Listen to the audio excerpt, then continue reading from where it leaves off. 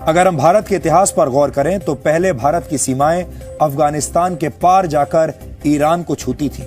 शायद आपको ये जानकर बहुत हैरानी होगी कि वर्ष 980 में यानी आज से करीब 1000 साल पहले अफगानिस्तान पर राजा जयपाल का शासन हुआ करता था और वो एक हिंदू राजा थे।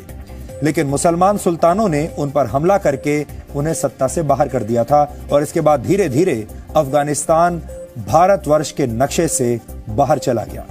अब आप जरा विचार कीजिए कि आज पैदा होने वाली भारत की पीढ़ी क्या इस बात पर कभी भरोसा कर सकती है कि अफगानिस्तान में कभी हिंदू बहुसंख्यक थे और वहां के राजा हिंदू हुआ करते थे।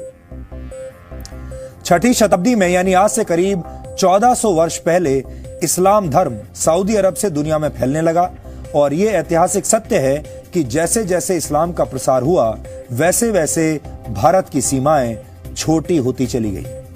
इन दोनों के बीच में एक कनेक्शन है।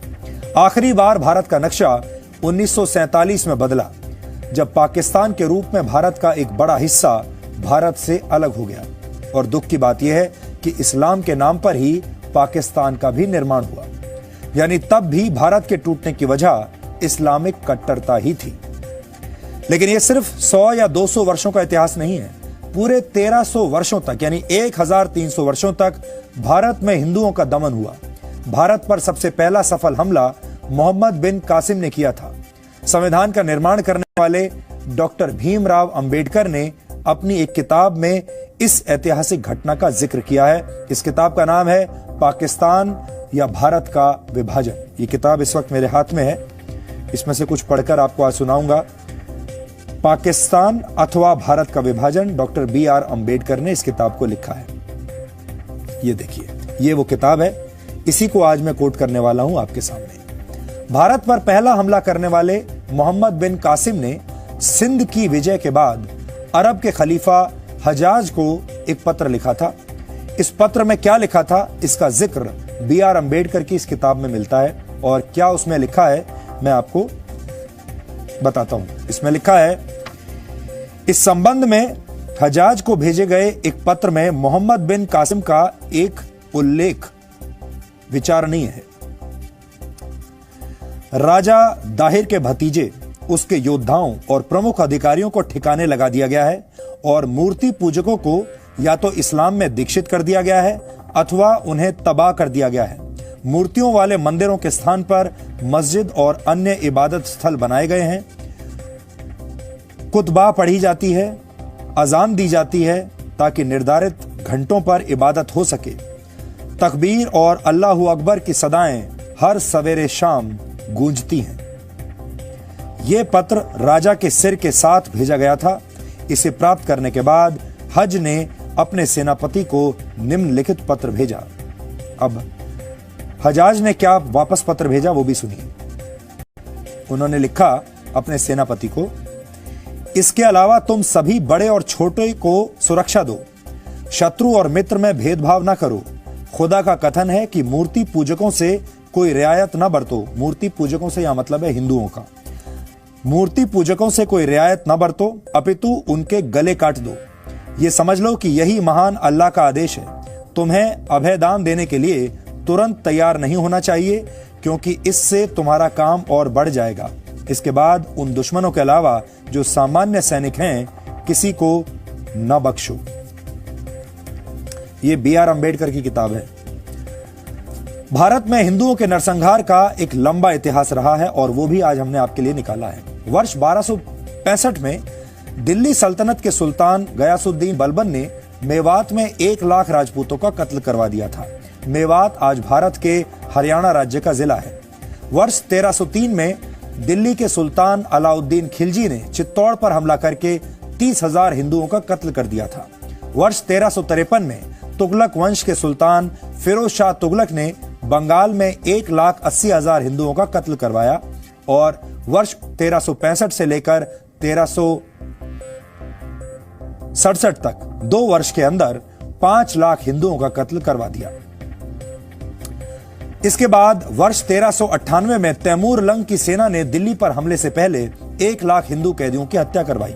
मुगल सम्राट अकबर ने नरसिंहपुर में 48,000 हिंदुओं का नरसंहार करवाया था। ये जगह अब मध्य प्रदेश में है। और वर्ष 1568 में अकबर ने चित्तौड़गढ़ पर हमला करके 30,000 हिंदुओं को मरवा दिया था। इस हमले में 8,000 राजपूत महिलाओं ने जौहर कर लिया था, यानी खुद को मार डाला था। वर्ष 1338 में ईरानी हमलावर नादिर शाह ने भारत पर हमला करके 2 साल के अंदर 3 लाख हिंदुओं को मरवा दिया था। इसके बाद हिंदुओं को थोड़ी राहत मिली, क्योंकि पंजाब में सिख और महाराष्ट्र में मराठों ने मुगल साम्राज्य की नींव हिला दी। लेकिन इसके बाद वर्ष 1947 के पहले भी हिंदुओं के कई नरसंहार हुए। वर्ष 1921 में केरल के मालाबार में 2000 से ज्यादा हिंदुओं को मार दिया गया था। इस नरसंहार की वजह खिलाफत आंदोलन को बताया जाता है। इसके बारे में भी हमने आपको कल पूरी जानकारी दी थी। और वर्ष 1946 में मोहम्मद अली जिन्ना ने पाकिस्तान की मांग मनवाने के लिए डायरेक्ट एक्शन डे की धमकी दी थी। तब कलकत्ता में दंगे हुए थे और इन दंगों में भी 7,000 से 10,000 के बीच हिंदू और मुसलमान मारे गए थे। और इसी साल नोआखाली में ही जिन्ना की मुस्लिम लीग के इशारे पर दंगे हुए, जिसमें 5,000 हिंदुओं को मार दिया गया था। नोआखाली आज बांग्लादेश में है। इसके बाद जब बंटवारा हुआ और पाकिस्तान बना, तब पश्चिमी पाकिस्तान और पूर्वी पाकिस्तान में लाखों की संख्या में हिंदुओं का नरसंहार हुआ था। हमने जिन इतिहासकारों की किताबों से इन संदर्भों को लिया है, उन सभी किताबों का नाम भी आपको इन तथ्यों के साथ साथ हमने आपकी स्क्रीन पर दिखाया है। अगर आप चाहें तो अपने तौर पर भी रिसर्च कर सकते हैं। इनमें से ज्यादातर इतिहासकार और विद्वान भारत से नहीं है, भारत के बाहर के हैं। और ये ब्यौरा यूरोपीय इतिहासकारों की किताबों से लिया गया है। After losing the battle at Tarain, Delhi was captured by the Muslim invaders. The next 600 years were the Muslim rules, and which was finally taken over by a mercantile company, East India Company, winning the battle at Plassey in 1757, and thereafter with the success in 3 battles of Arcot, a mercantile company, East India Company, captured a large part of territory in eastern India and southern India. आज देश में हर किसी को समान रूप से मौका मिलता है। सभी को देश की प्रगति में अपना योगदान देने का पूरा अधिकार है। ये आज भारत के लिए बहुत सौभाग्य की बात है। और आज हम देश को एक बार फिर भारत के उस स्वर्ण युग की याद दिलाना चाहते हैं, जब भारत की जीडीपी पूरी दुनिया में सबसे ज्यादा थी। पहली शताब्दी में भारत का जीडीपी शेयर पूरी दुनिया में 32.9% था। जी न्यूज भारत का पहला न्यूज चैनल है जिसने पूरे भारत की अर्थव्यवस्था के स्वर्ण युग को प्रमाणिक दस्तावेजों के साथ आपको दिखाया था। ब्रिटेन के अर्थशास्त्री एंगस मेडिसन ने पूरी दुनिया की अर्थव्यवस्था पर एक रिसर्च रिपोर्ट तैयार की थी और इस रिपोर्ट का नाम है the world economy millennium perspective and historical statistics. यह रिपोर्ट वैसे तो 657 पन्नों की है, लेकिन इसके पेज नंबर 263 पर पहली शताब्दी से लेकर 20वीं शताब्दी तक इस दौरान का एक बहुत ही दिलचस्प आंकड़ा है। इसमें दुनिया के जीडीपी में 20 देशों के शेयर परसेंटेज के बारे में बताया गया है। इसका मतलब है कि दुनिया के जीडीपी में 20 अलग अलग देशों का कितना प्रतिशत हिस्सा था और इसमें किस तरह वक्त के साथ बदलाव आए। पहली शताब्दी में भारत का जीडीपी शेयर 32.9% था, यानी पूरी दुनिया में जितना उत्पादन हो रहा था उसके 30% से ज्यादा हिस्से पर भारत का कब्जा था। भारत की एक बहुत बड़ी आबादी विकास में, दुनिया के विकास में अपना योगदान दे रही थी। ये भारत की अर्थव्यवस्था का स्वर्णिम युग था और इसी दौरान भारत को सोने की चिड़िया कहा जाता था। लेकिन जैसे जैसे समय बीतता गया, भारत पर अरब, अफगानिस्तान और टर्की के हमलावरों ने हमला किया। भारत की पूरी अर्थव्यवस्था इसके बाद लगातार गिरने लगी। इस ग्राफ में भारत के जीडीपी शेयर पर आप जरा गौर कीजिए। जैसे जैसे वक्त गुजरता गया, वैसे वैसे भारत का जीडीपी शेयर कम होता चला गया, गिरता चला गया। पहली शताब्दी और उससे पहले का समय भारत के लिए स्वर्ण युग था। ये वो दौर था जब भारत को सोने की चिड़िया कहा जाता था। तब वर्ल्ड ऑर्डर में भारत नंबर 1 पर था। लेकिन जब भारत में अरब और तुर्क सेनाओं ने हमले किए और भारत गुलाम बन गया, तब धीरे धीरे भारत का जीडीपी कम होने लगा।